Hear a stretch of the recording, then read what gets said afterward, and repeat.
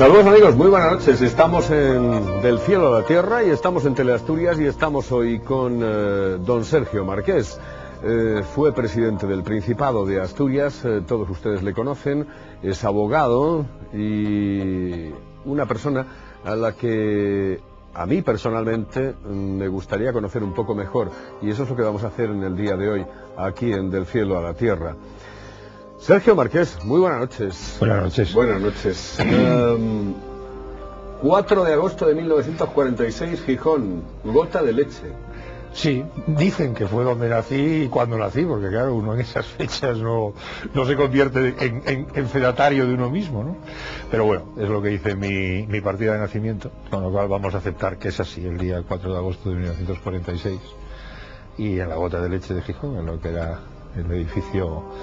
el edificio sito delante de los nuevos juzgados. Parece que todo se terminaba enlazando de alguna forma en las proximidades, ¿no? de trabajo y de nacimiento y esas cosas. Y en la calle Correa, que marca prácticamente toda tu vida. Bueno, lo que pasa Sobre es que todo la primera, ¿no? Claro, lo que pasa es que hasta los 12 años aproximadamente yo viví en la calle Corrida, era donde digamos vivían mis padres, y luego ya pues nos trasladamos a lo que ya fue mi domicilio hasta que me casé, al lado de la plazuela de San Miguel, y ahí pues ya transcurrió el resto de mi vida. Es decir, o sea que los dos ejes, digamos, de mi residencia en Gijón están compuestos por la plazuela de San Miguel y la calle Correa. Era una familia en la que el padre era médico.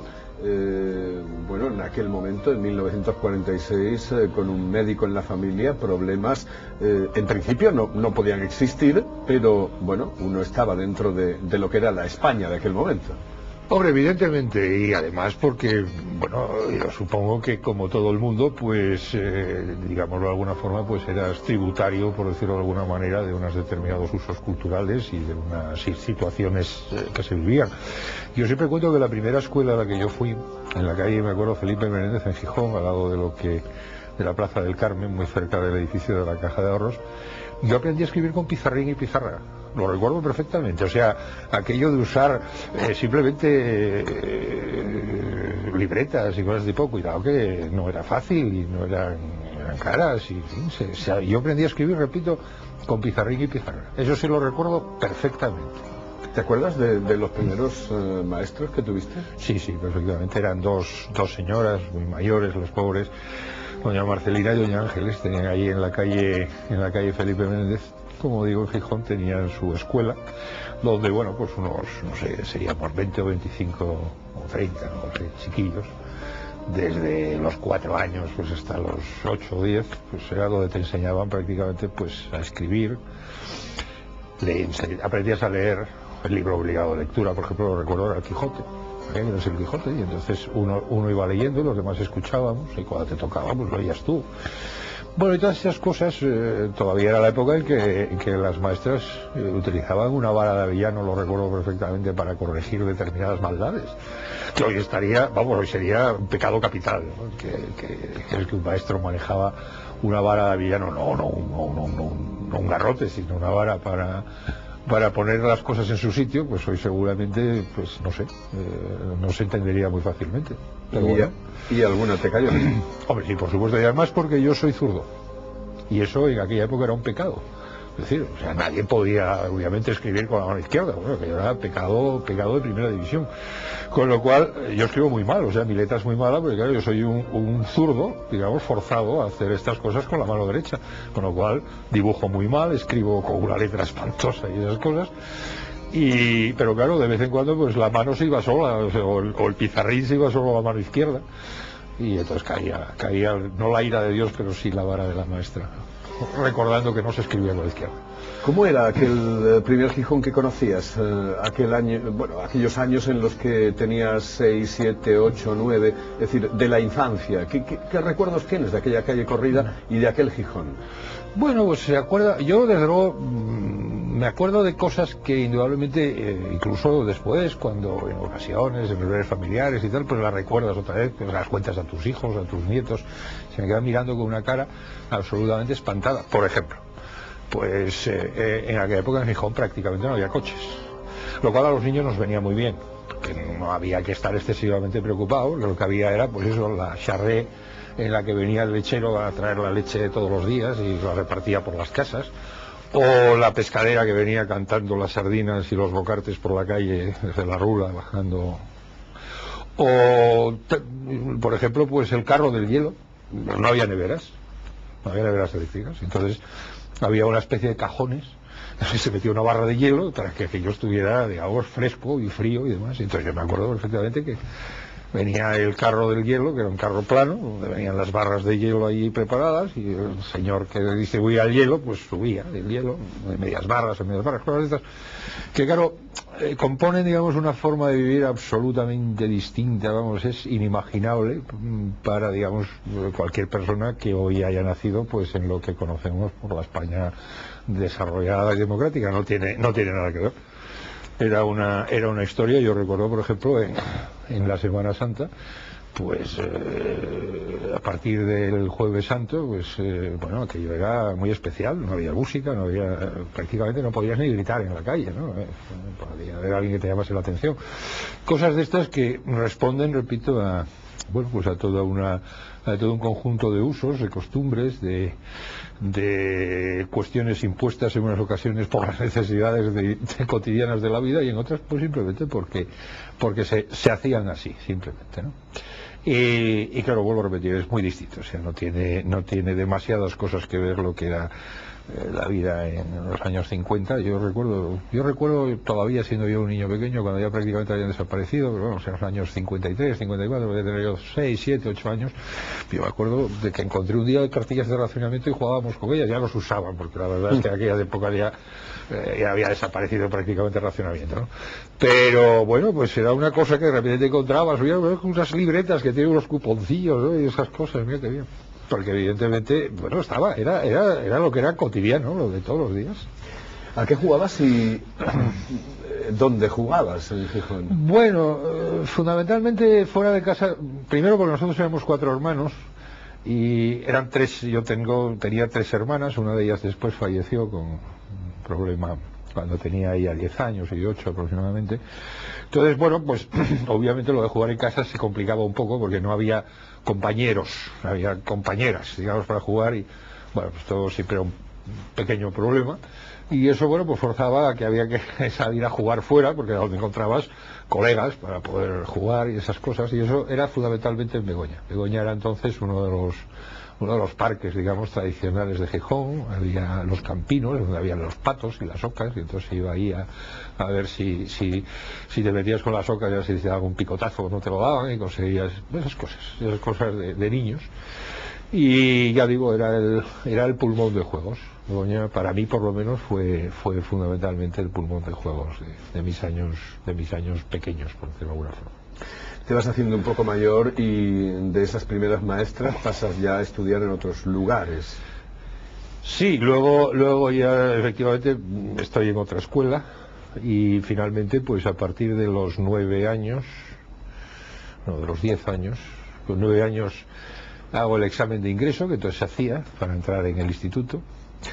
Entonces, bueno, con 9 años, en el mes de junio o una cosa así, bueno, pues hice el examen de ingreso, lo aprobé, y a partir de ese momento pues a estudiar el bachillerato en el Instituto Jovellanos. Yo hice todo el bachillerato completo en el Instituto Jovellanos, que entonces estaba, donde se daban las clases, en el edificio que está, digamos, al lado de la plaza del instituto actual, el antiguo, el construido por Jovellanos, para entendernos. Y ahí, pues, hasta que terminé el bachillerato, pues los 7 años sucesivos, que componían entonces pues los 4 cursos primeros de bachillerato elemental, luego 2 cursos más de bachillerato superior y 1 de preuniversitario. Y ahí ya terminabas, digamos, tu estancia en el instituto. Bueno, el instituto era entonces un sitio muy especial. Gijón era mucho más pequeño de lo que es, no había más que un instituto. Yo recuerdo que en las 2 plantas de abajo del edificio pues dábamos clase los chicos, y en la planta tercera las chicas. Y a partir del 5.º curso, cuando ya era el bachillerato superior, dábamos juntos clase. Bueno, aquello era absolutamente novedoso, o sea, era el único centro en Gijón que a partir del 5.º curso, es decir, de los 14, 15 años, bueno, se daban clases mixtas. Bueno, esto era un avance realmente sorprendente y notable. Y la verdad es que todo esto, bueno, pues era un sitio relativamente pequeño, un bloque de, estoy seguro, no sé cuántos seríamos, pero de bueno, éramos más de 400 alumnos, por en un caso, me refiero entre chicos y chicas y todo lo que había. Y claro, pues al final terminábamos pues conociéndonos todos, 2 años mayor que yo y 2 cursos más adelante que yo, pues en el Instituto Jovellanos estaba el actual presidente del Principado de Asturias, el señor Areces. El primer contacto que yo tuve con el señor Areces no tenía nada que ver con la política, sino en pura condición de alumnos ambos del Instituto Jovellanos, y mucho más porque en el curso de él concretamente pues estaba una hermana, mi hermana mayor estaba precisamente en aquel curso, con lo cual claro, éramos muy poca gente y te terminabas conociendo, éramos ya los mayores, desde quinto para adelante ya, bueno, eran los señores muy serios, ¿no? Esas cosas, ¿no? Y todo eso, bueno, pues fue conformando, pues, como digo, una historia muy distinta. Hoy yo cuando ves en Gijón, pues, ya hay unos cuantos institutos, unos masculinos, femeninos, mixtos, de todo tipo, una cantidad, pero claro, es que de aquella Gijón era mucho más pequeño y, por supuesto, la demanda de estudio, pues, muy inferior. Los primeros guateques, porque supongo que habrá sido algún guateque, ¿no? Sí, claro, además era casi obligado. Había 2 cosas que eran obligadas, que era en verano los merenderos y de forma muy especial el jardín, que era el gran catalizador, digamos, del veraneo gijonés para los gijoneses y bueno, y para los que obviamente no lo eran. Y luego en invierno, pues que no funcionaba todo aquello, pues había que irse arreglando de alguna manera y entonces aparecía que efectivamente aquella institución mágica que eran los guateques, de la que yo creo que ningún mozo, digamos, que oscile entre los, digamos, 55 y 70 años de edad, ninguno se libró. De una forma o de otra, más o menos mejor montado en un sitio, en otro, en otra. ¿Dónde eran los tuyos? ¿Dónde eran los tuyos? Dependía mucho, porque normalmente a veces se hacían en casa de amigos, bueno, a veces, si es que eran casas grandes y había, digamos, espacio suficiente y los padres tenían el suficiente humor para aguantarnos, que esa era una historia. Otras veces pues se utilizaban por ejemplo pues sótanos de casas, digamos, que entonces bueno se limpiaban, se pintaban, se arreglaban, hombre, tampoco para que fuera tal, pero bueno, pues para que se pudiera estar allí de una manera razonable. Yo recuerdo uno de los sitios donde era, pues es justamente debajo, enfrente del cine Albéniz, en la calle San Bernardo, en una casa que había en el sótano, que era de unos amigos, y bueno, pues se arregló aquello para poder ir los domingos a bailar un poco y esas cosas, ¿verdad? Tampoco había mucho más, y sobre todo tampoco había dinero. Hay otros sitios donde seguramente te iba a costar, y eso claro, tampoco era excesivamente pagable. Otras veces se iba a los locales del SEU en la, ¿cómo se llama?, en Álvarez de Araya, que tenía ahí entonces, bueno, pues también los sábados organizaban alguna pequeña historia así tipo baile y esas cosas, ¿no? Había que arreglarse. ¿Cuáles eran los locales de ambiente para los jóvenes donde tú podías parar, tomarte algo, estar con tus amigos, hacer una tertulia? No, yo la verdad es que no lo recuerdo, sinceramente. Si lo sabía, debo decir que no lo recuerdo, porque había varias cosas. La primera, como digo, era la penuria económica. Yo recuerdo que cuando nosotros salíamos, por ejemplo, del instituto, estoy hablando ya de preuniversitario, ya eras, bueno, casi un señor, ya vamos, era una cosa. Bueno, pues íbamos al Leonés. El Leonés era un bar muy conocido en Gijón, entonces, que estaba en la esquina de la calle de los Moros, precisamente con la calle ahí cerca del instituto, en la esquina, es que no me acuerdo cómo se llama la calle, no me sale el nombre. Bueno. Y allí por 2 pesetas nos daban un vaso de vino, una copa de vino, leonés, y un buñuelo de pescado. Bueno, era el dispendio máximo que se podía hacer, o sea que yo ya obligaba a muchas cosas. Si alguien, no sé, vamos, que no se podían tomar 2 vinos, normalmente porque no daba para ello, simplemente. Entonces usabas, pues eso, pequeño, eran siempre normalmente, pues digamos, bares de los que se conocía en Gijón, Casa Marcelo, Leonés, todos estos, bueno, donde te reunías, tomabas eso, un vino y nada más. Yo el concepto actual, digamos, de eso del bar, digamos, hablemos de copas, de movida, de tal, no lo recuerdo. Si lo había, yo seguro no lo conocía. ¿Y al cine? ¿Perdón? ¿Al cine? ¿Cómo? ¿Algún día te irías al cine? Ah, al cine, perdón, es ¿Qué que no te no tenía- gustaría? no, sí, bueno, claro, era la otra parte. No, pero, por ejemplo, yo recuerdo el cine, yo nunca fui muy aficionado al cine, debo decirlo, o sea, no era, a mí aquello de meterme en una sala a oscuras y sentarme Supongo que 2 de los horas, históricos el Goya, ¿no? pues, bueno, alguno de hombre, estos, no sé, ya había otras cosas, indudablemente. Yo tenía muy cerca de mi casa, cuando me nací en Corrida, lo que era el cine Robledo, donde está ahora el McDonald's, que hace aquella esquina, pues que era un cine, era el Robledo, y entonces, bueno, pues lo tenía muy a mano, pues sí había que un día bajar. Pero yo reconozco que, ya digo, no fui nunca muy cinéfilo. Entonces, claro, no por nada, no porque no me gustase, sino porque es que me parecía una especie de pérdida de tiempo el estar metido 2 horas en una sala a oscuras, sin moverte, sentado en una silla, y que además si te movías mucho o hacías cualquier cosa, podía venir el acomodador y decirte que bueno, que tranquilo y que quieto, que estaba molestando a la gente. Con lo cual, ya digo, yo reconozco que no fui muy de cine. Fui al cine, obviamente, pero me imagino que había otros chicos de la edad que eran más cineastas que yo. Y lo que es la vida, en el colegio coincides con el actual presidente del Principado, Vicente Álvarez Areces, y es que en las milicias universitarias Sí. de aquella, en Montelarreina, en Zamora, coincides con otros 2 presidentes Sí. del Principado de Asturias. ¿Qué cosa? Sí. Pedro de Silva y Juan Luis Rodríguez Vigil. Efectivamente, son circunstancias, porque dio la coincidencia porque ellos son un año mayor que yo, Pedro y Vigil creo que también, justamente un año. Pero aquel año cambió el sistema y entonces habitualmente se iba a milicias cuando se terminaba o se estaba cursando el 4.º curso de carrera. Pero aquel año, no sé por qué razones, se adelantó al 3.er año de carrera. Y en esa promoción, por decirlo de alguna forma, estábamos juntos 2 años, 3.º y 4.º de carrera de Derecho. Ellos estaban en 3.º de Derecho, al revés, yo estaba en 3.º y ellos en 4.º. Y coincidimos, evidentemente.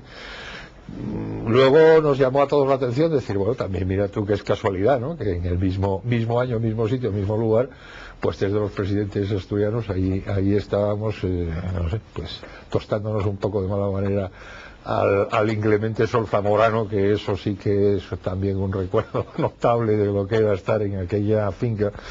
Era una finca seca tremenda entre Toro y Zamora, concretamente, que bueno, encima acá, como vivías en una tienda de campaña durante todo el verano, pues claro, bastante incómoda a todos los niveles, por no decir otra cosa, pues se convertía en una pequeña, ya no anécdota, sino en una auténtica carrera de resistencia aquello.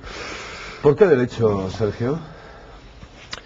Bueno, yo, como dije antes, o sea, como se comentó, mi padre era médico, mis 2 hermanas son médicos, mi esposa es hija de médico, o sea, yo vivo rodeado de médicos por todas partes. Yo soy el único, digamos, en el ámbito familiar que no soy médico. Y no soy médico porque a mí siempre me preocupó mucho la idea de que, digamos, un médico no cura siempre. A un médico también se le muere la gente. Y yo no quería yo no quería pasar por el trance de que a mí se me muriese la gente. No estaba dispuesto a aceptarlo ni a admitirlo bajo ningún concepto. Y mi padre me decía, oye, pero es que eso no puede ser. Ya sí, pero bueno, pues vale. Pero yo no quiero ser médico porque efectivamente, si el médico curase a todo el mundo, yo sería el médico. Pero como no puede ser así, desgraciadamente, y un determinado porcentaje de personas pues se te van a ir de las manos. En aquella época, bueno, ya no era la medicina no funcionaba. Cuando yo tenía 16 años, estoy hablando por tanto del año 62, pues la medicina hospitalaria estaba prácticamente en balbuceos todavía, era un tipo de medicina mucho más personal del médico que estaba con sus enfermos, y yo aquello no me veía capaz sinceramente de hacerle frente, y por lo tanto pues decidí que era una carrera que me gustaba, la de abogado, y me puse a estudiarla. Ya digo, yo creo que soy el único así en la familia más o menos próxima. Si yo hago ahora mismo el recuento de médicos en mi entorno inmediato, vamos, me ganan por una goleada espantosa, vamos, de las horribles. Además, la carrera de Derecho la estudias de una manera típica, porque no la estudias directamente en la facultad, la estudias pues haciendo otras cosas y bueno, casi a distancia, como se dice. Sí, yo estudié la carrera en lo que se llamaba entonces, se conocía como la Universidad de Cimadevilla, porque estaba justo al lado de la Colegiata en Gijón, enfrente del muelle. Pues allí daba clases Fermín García Bernardo, de Derecho. y estudiábamos allí y luego nos íbamos a examinar como alumnos libres a la facultad aquí a Oviedo veníamos, ¿no? Pedro Silva también estudió ahí, también coincidimos, un año de decalaje, pero también coincidimos como alumnos en el mismo sitio. Con Vigil no, pero con Pedro Silva también coincidí estudiando, digamos, los 5 años de carrera, él un curso, digamos, más que yo. Indudablemente, entonces, no había los mismos medios de transporte que ahora, era prácticamente, aunque tuvieses que venir a Oviedo a estudiar, si venías a Oviedo a estudiar tenías que quedarte aquí, porque era complicado, los autobuses no había los puentes inmediatos, ni había los servicios de ferrocarril que hay hoy y estas cosas. Y la verdad, yo creo que yo además estudié la carrera además con una idea, y era que hacerme, digamos, era presentarme e intentar ganar las oposiciones de abogado del Estado, con lo cual, bueno, pues te venía mejor estudiar una carrera ya orientada, digamos, a esa especie de historia. Luego, evidentemente, no se cumplió, pero bueno, la intención, digamos, de alguna forma era esa. Sin embargo, en un momento determinado de tu vida diriges una empresa metalomecánica, prácticamente en 1973, aproximadamente, en el 73. ¿Por qué ese cambio? Bueno, porque a mí siempre me gustó, yo reconozco que dentro, y de hecho, digamos, si es que se puede hablar, y hay que hablar, digamos, de especialidad en derecho, yo precisamente siempre me decanté hacia todo el tema, digamos, vinculado al mundo de la empresa, no al mundo laboral específicamente, porque bueno, este tiene unas características muy específicas, pero sí, digamos, a lo que es el mundo de la empresa, contratos, constituciones, desarrollos, formas operativas, en fin, todas estas cosas, a mí reconozco que además me gustan mucho. Y a un momento determinado, no hacía mucho que me había matriculado como en el Colegio de Abogados, bueno, se planteó este tema, que era inicialmente pues con una característica de temporalidad, y luego resultó que la temporalidad pues duró casi 8 años o 7 años, ¿no?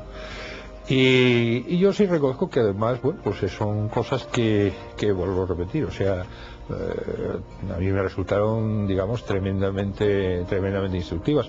De hecho, yo después me fui a Estados Unidos precisamente a montar una serie de empresas y a empezar a desarrollar, quiero decir, otra serie de actividades siempre vinculadas, digamos, a este mundo empresarial, ¿no? Allí estuve otros 4 años y luego en Cataluña, en Barcelona, otros 3 años, también vinculado a lo mismo, o sea, a una cuestión del mundo empresarial que a mí personalmente reconozco que me atrae, o sea, no solo ya, digamos, como espectador de lo que sucede, sino como actor hasta donde se puede. Señoras y señores, estamos en Teleasturias, estamos en Del Cielo a la Tierra con Sergio Marqués, nos vamos al descanso, al intermedio, no se vayan, son 2 minutitos y volvemos en un instante porque el que fuera presidente del Principado nos sigue contando cosas tremendamente interesantes. Conocemos un poco más a la persona aquí, en Del Cielo a la Tierra. En un instante volvemos.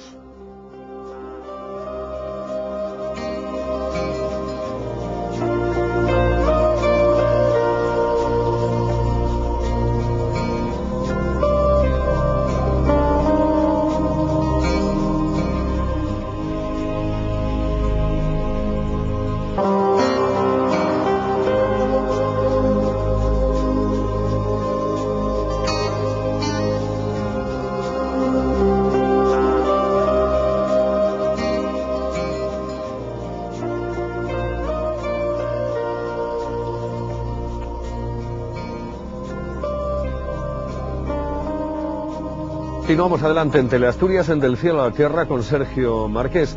Del 79 al 83 estás en Estados Unidos, estás en Dallas. Es una época en la que, bueno, estás como dirigiendo empresas alimenticias, estás en el sector alimentario. ¿Qué experiencia de aquellos años? Bueno, antes de eso, yo quiero decir que ya cuando yo estaba estudiando la carrera, en los veranos, lo que hacía es que me marchaba a trabajar fuera, a Europa, ¿no? Entonces yo ya, por ejemplo, en el verano, después de terminar el primer curso, pues estuve trabajando en Francia, ibas allí pues a trabajar, a estudiar, a conocer el idioma, etcétera. El siguiente año estuve en Alemania. Y luego llegó un momento en el que efectivamente, bueno, el devenir de las cosas pues me llevó hasta allí. Entonces, bueno, primero yo estuve en Puerto Rico, que fue el sitio, digamos, elegido inicialmente dentro. Bueno, Puerto Rico obviamente es un apéndice, digamos, de lo que es territorio norteamericano. Y el último tiempo ya de mi estancia allí, pues monté precisamente una cadena de distribución de productos de tejidos, etcétera, en los 3 grandes países, digamos de alguna forma, de Norteamérica, no como digo yo Norteamérica, sino América del Norte, es decir, Canadá, con base en Toronto, USA, con base en Dallas, y México, con base, digamos, en México. Y luego ya de ahí es cuando me volví para España, a Barcelona, donde estuve otros 3 años trabajando allí. Entonces, para mí, por ejemplo, todo esto pues era una cosa pues relativamente cómoda. Mi abuelo, yo siempre lo digo, fue un emigrante, un asturiano más de los que se marchó. De hecho, mi madre, que en paz descanse, pues nació en México, y su único hermano, mi tío César, que también falleció ya, pues en La Habana. O sea, es el dibujo típico de tantos y tantos miles de asturianos que un día se tuvieron que marchar. Y en ese sentido, bueno, yo nunca me preocupó, no sé si es por el ancestro o por otra cosa cualquiera, a mí nunca me preocupó la idea de tener que marcharme. De hecho, yo siempre digo que cuando yo me marché a Puerto Rico, yo me marché con mi familia, es decir, con mi esposa y 4 niños pequeños. No me preocupó, quiero decir, yo estaba claro y tenía claro que, bueno, que había que vivir en familia fundamentalmente, que la estancia iba a ser larga y bueno, y no pasaba nada, quiero decir, luego volverías cuando tocase volver, antes o después, y nada más. Y yo reconozco que fueron años, todos estos viajes y todas estas cosas vinculadas de una y otra manera, bueno, para mí fueron experiencias realmente espléndidas, y yo diría que, como sucede yo creo en el ámbito de cada uno de nosotros, pues irrepetibles, porque evidentemente lo que ya hiciste no lo vas a volver ni a repetir ni a hacer, ¿no?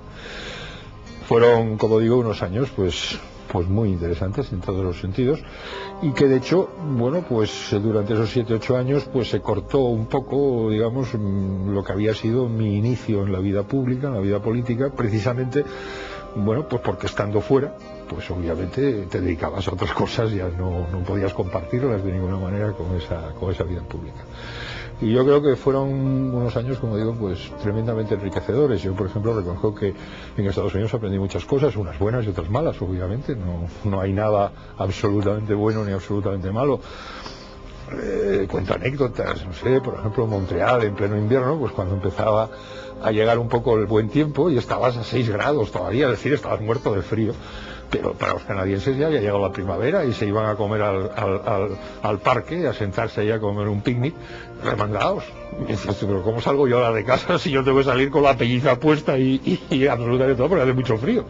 Y ellos estaban, ya digo, sentados remangados ya comiendo, porque ya había llegado la primavera, ¿no? Y dices, bueno, son cosas anecdóticas, pero que muchas veces componen toda una manera, también te das cuenta de cómo viven, cómo sienten, cómo se expresan, cómo se manifiestan, digamos, los diferentes pueblos y las diferentes cuestiones. Por cierto, Sergio Marqués es uno de los presidentes del Principado que ha viajado más, incluso antes de ser presidente, que siendo presidente. Eso es difícil, complicado, tal y como están las cosas. Sergio, en el 77 entras en la Alianza Popular. Después está el impasse en el que te marchas a Estados Unidos, vuelves y ya retomas el camino político. ¿Cómo se retoma el camino político después del retorno de Estados Unidos? Bueno, en realidad yo cuando lo retomo es después de volver de Barcelona. Ya, como digo, después de volver a Estados Unidos, estoy unos años en Barcelona. Y entonces al volver, bueno, me encuentro con varias cosas. La primera, pues Asturias estaba muy mal de aquella. Seguramente no tenemos, si tenemos un poco de memoria histórica, estábamos prácticamente en el borde del ingreso en la Unión Europea. Estaban viniendo los golpes por todas las esquinas, las reconversiones de todas las industrias tradicionales asturianas, me estoy refiriendo al acero, al carbón, problemas muy serios en la agricultura, todo el famoso problema inicialmente lácteo, etcétera, todas las cosas. Es decir, Asturias se enfrentaban en aquellos años y previsiblemente se iba a enfrentar en los próximos a una situación realmente complicada y muy difícil. Y yo dije, bueno, pues hay que poner manos a la obra, que hay que hacer algo, porque lo que no se puede es dejar las cosas simplemente que circulen, digamos, por esta vía de ferroviaria que es una mala vía. Y ahí fue donde, en un momento determinado, dije, bueno, pues nada, yo volví a volví al que había sido mi partido, les dije simplemente que estaba nuevamente aquí en Asturias y que por supuesto que contasen conmigo para lo que necesitasen en cualquier momento. Al año siguiente, en el 87, se celebraban elecciones autonómicas y me ofrecieron integrarme como en la candidatura, digamos, a la Junta General del Principado, y así lo hice y bueno, salí electo y ya desde entonces fui ininterrumpidamente diputado desde el año 87 pues hasta el año 2003, es decir, fue una andadura larga. 16 años de diputado, en unas ocasiones simultaneado, como fue en el periodo 95-99 con el cargo de presidente, y en otras simplemente como diputado. Pero bueno, fue una andadura que yo creo que fue una andadura ya muy amplia en todos los sentidos. Vuelvo a repetir que eran años terribles, eran los años brutales de las reconversiones, eran los años tremendos donde se empezaron a plantear problemas de privatizaciones muy complicadas, porque en Asturias hay que darse cuenta que prácticamente en aquellos años, y estoy hablando del famoso bienio negro, de los primeros años de la década de los 90, desapareció un tercio de los empleos industriales, de los puestos de trabajo industriales. Era una situación realmente mala y yo creo que se podía haber manejado posiblemente con una mejor calidad y una mejor perspectiva, pero bueno, las cosas salieron como salieron y luego pues hubo que seguir tirando, digamos, de aquel viejo barco que se llamaba Asturias, que tiene ya tantos siglos de existencia y que no navegaba bien. Yo recuerdo, yo fui durante unos años, entre el 92 y el 95, pues fui consejero de la empresa UNOSA, de los designados por la Junta General del Principado. Ahí coincidí pues con Villa, y coincidí con Antón Saavedra, bueno, y con más gente obviamente que estaba. Bueno, yo recuerdo lo que eran en aquel momento las jubilaciones masivas.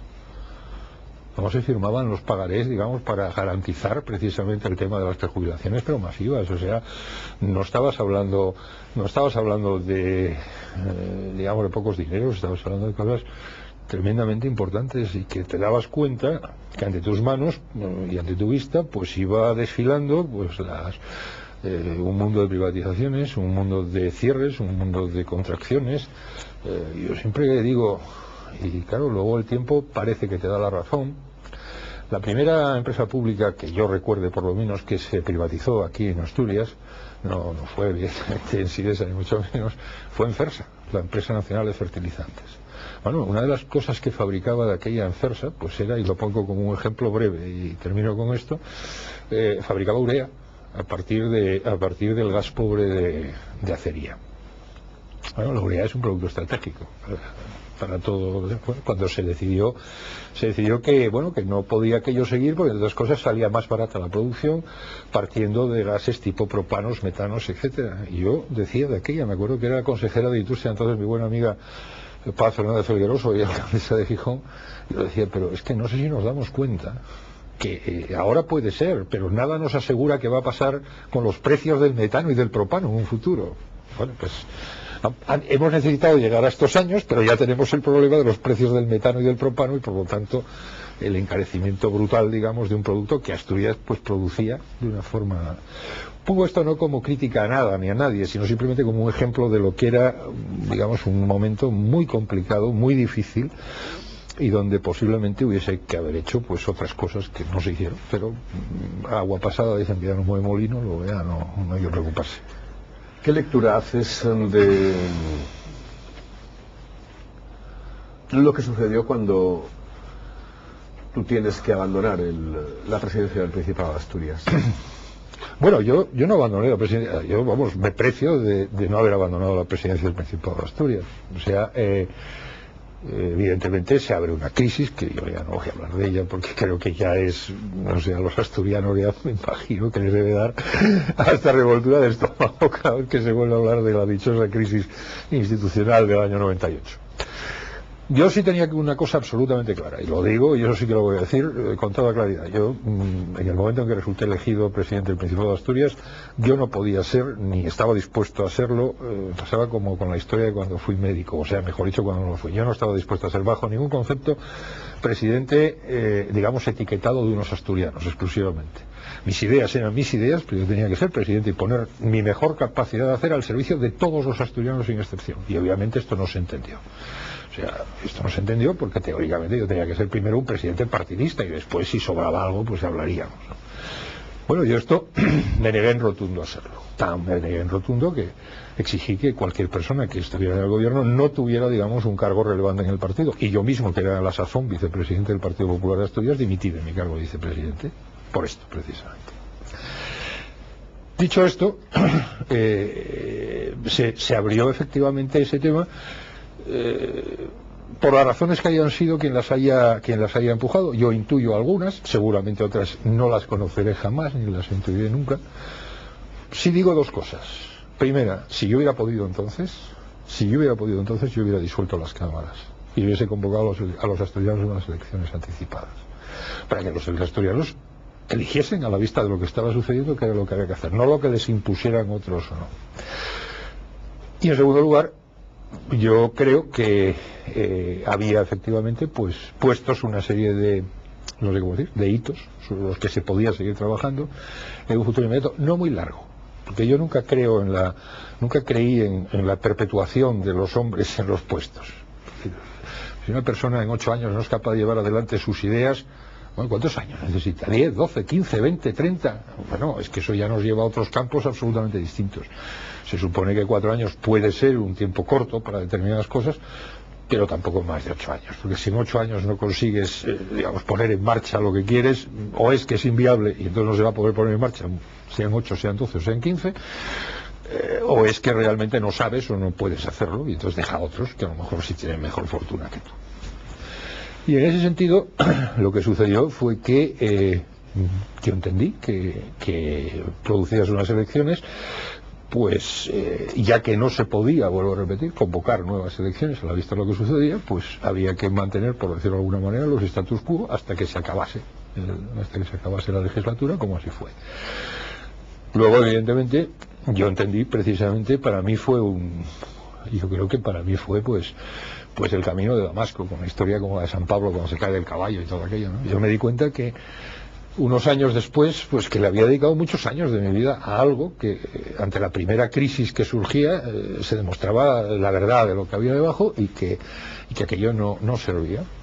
Y yo entonces entendí que lo único que se podía hacer precisamente para intentar reconducir una situación de este tipo, que digamos diese otro camino a los asturianos, que no fuera necesariamente el estar vinculado a los grandes partidos nacionales cuyos intereses no tienen por qué coincidir necesariamente, ni mucho menos con los asturianos, porque ellos tienen unos intereses vistos desde otros prismas, que había que entrar, digamos, en una vía política de regionalismos.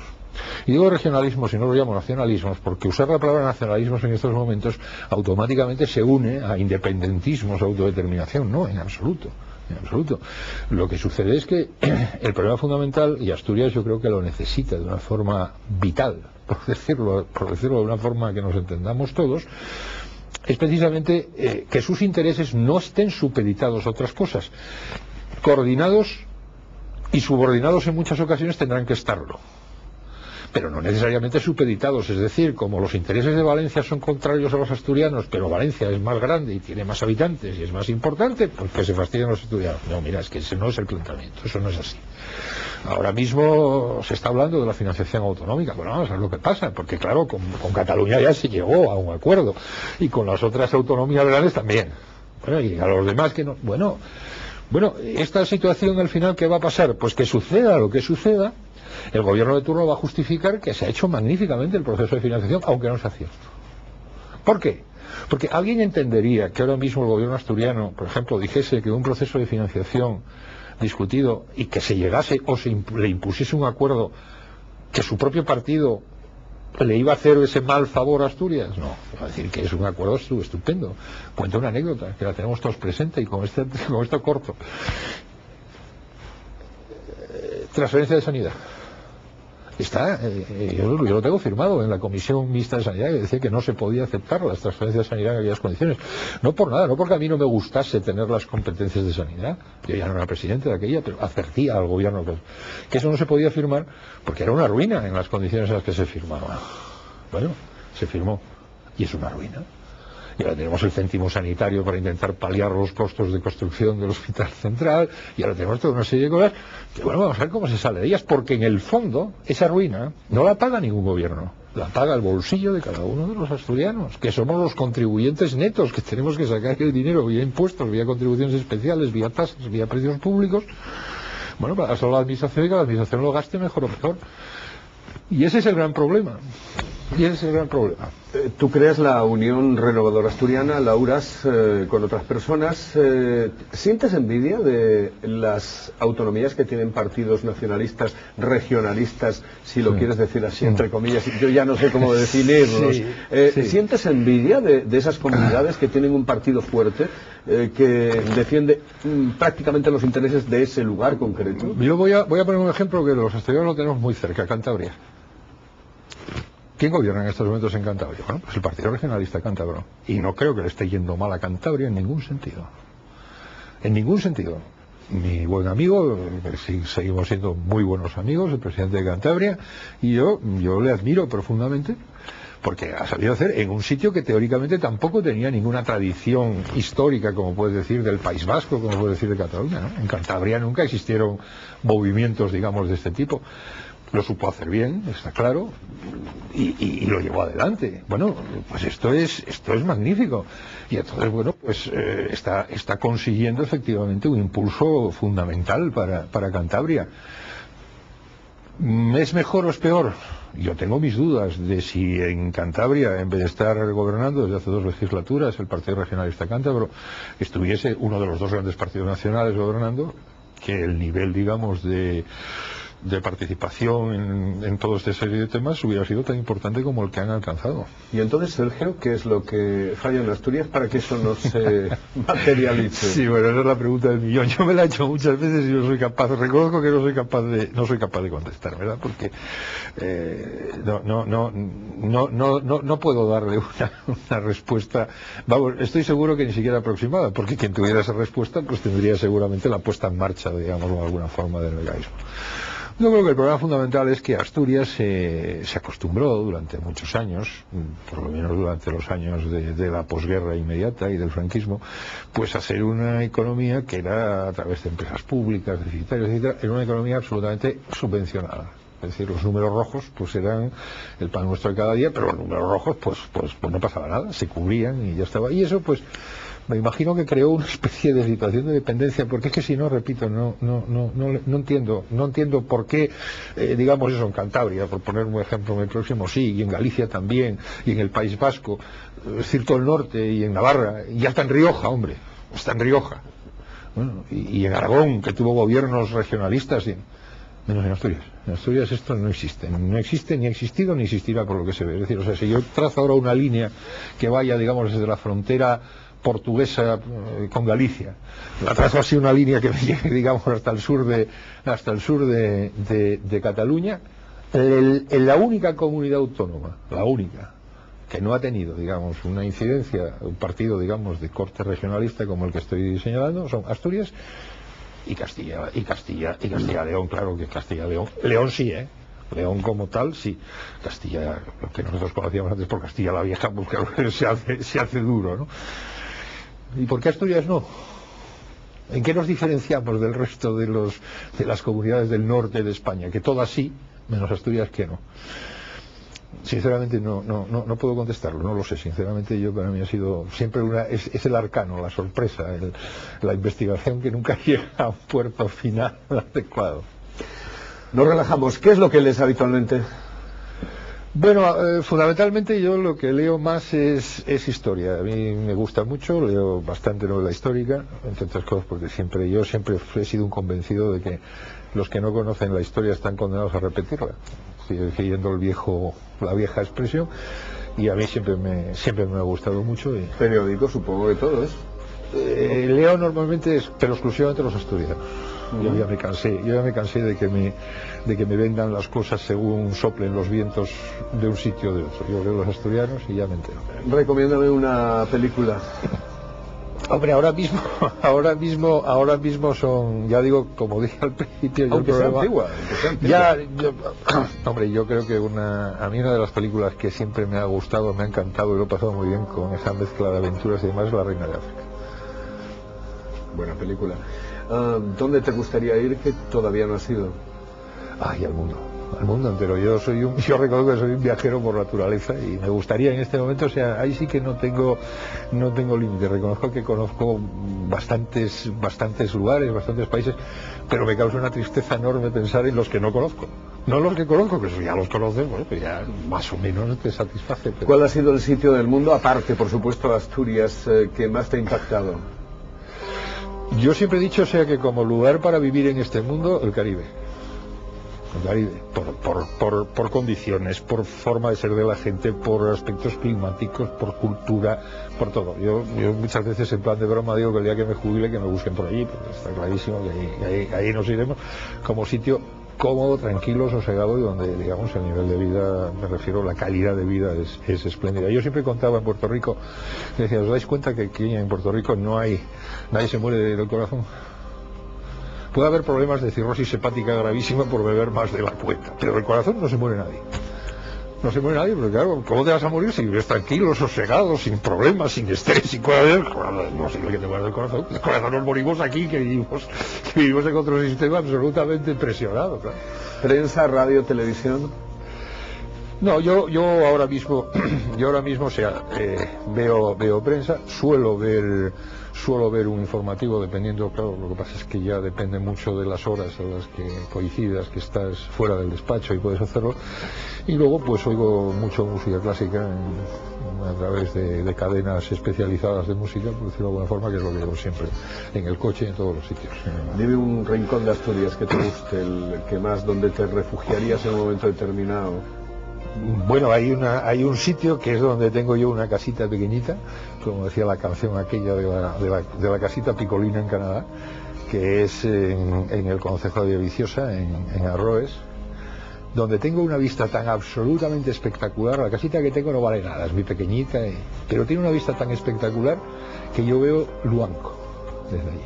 Veo no la bahía de Gijón, que es lo que siempre dices que ves, no, veo todo el arco de la costa asturiana hasta la punta del Cabo Peñas. Bueno, eso es un descanso, digamos, para cualquiera que en un momento determinado pues tenga que buscar un refugio.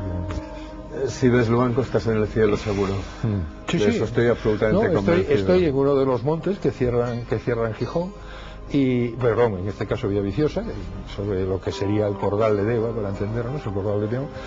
Y la verdad es que es impresionante. Yo por la noche pues me siento muchas veces, sobre todo en verano, y cuento los faros.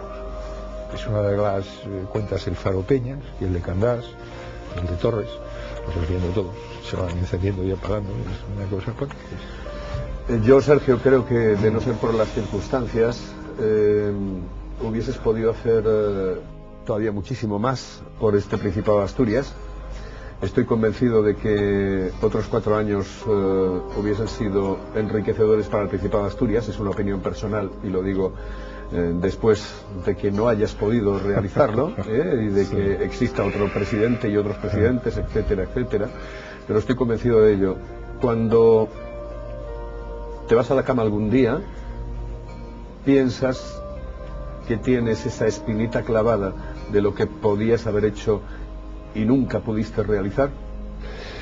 No, porque yo la tendría si yo entendiese que podía haber hecho algo que no hice. Es decir, que en lo que yo hice, en lo que desarrollé, en lo que procuré con mejor o peor fortuna y con mejores o peores criterios llevar adelante, no le hubiese dedicado el tiempo suficiente o el esfuerzo suficiente o la capacidad que pudiera tener suficiente. Pero sinceramente no. Esa responsabilidad debo decir que no la puedo asumir porque no me tocó ser a mí quien tomase esas decisiones que conllevaron pues el acabarse el tiempo. Yo sí estoy absolutamente convencido que el problema es que Asturias seguramente hubiera podido tener una mejor respuesta con otra serie de políticas, sobre todo en el momento en el que se vivió, a partir del año 2000 prácticamente, pues un boom económico realmente muy importante.